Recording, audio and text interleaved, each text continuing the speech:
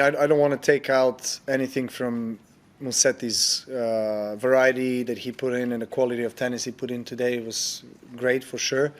But I think I've underperformed for the level that I showed throughout this tournament up to today.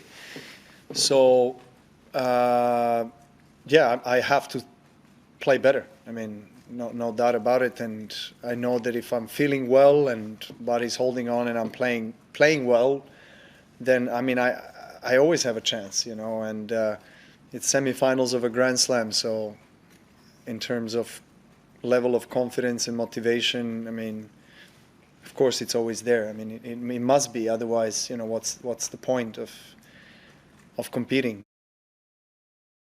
Well, in the early part of your career when you were chasing Roger and Rafa for titles, and now at the back end of your career, you're chasing Jannik and Carlos. Is it? I'm chasing Jannik and Carlos? In which sense? In terms of winning Grand Slam titles just right now. So I'm always the chaser and I'm never being chased. In the meantime, you won 24 Grand Slams.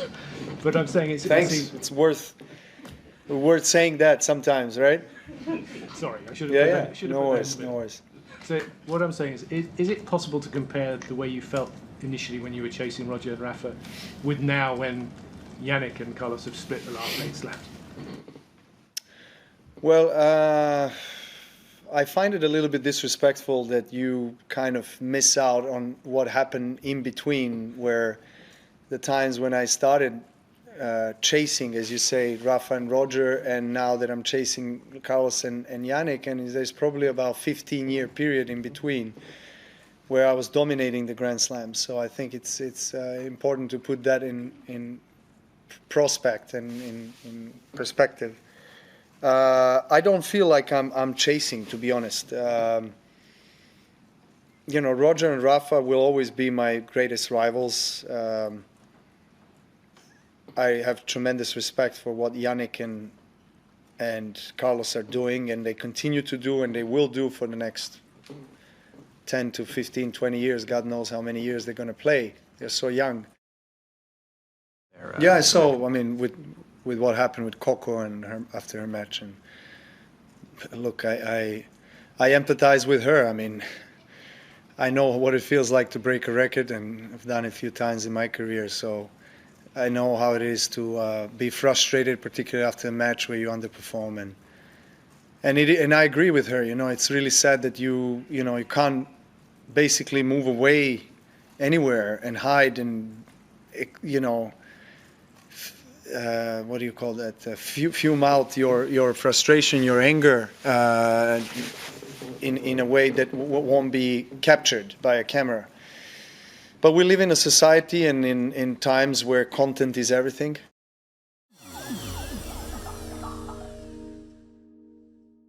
I felt it at the beginning of the second set. I felt there was something strange in my right leg, and I continued to play because I was playing really well. But I was feeling that the pain was increasing and the problem was not getting away,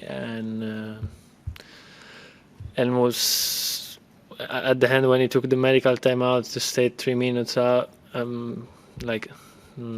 seated, and then when I started to play again, I felt even more and was getting higher and higher the level of the pain. So not much to say about it. I know my body, and I feel personally that I'm kind of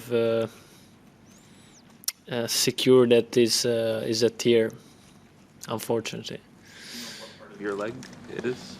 I'm not a doctor, but it's kind of on the. Don't know if it's the abductor or iliopsoas, so I don't know. It's over there. Honestly, I never imagined, the feeling of, leading 2 sets to 0 against Novak and playing like that and have the lead of the match like that, and be forced, to to retire is something that, of course, I will never imagine, and of course it's really painful.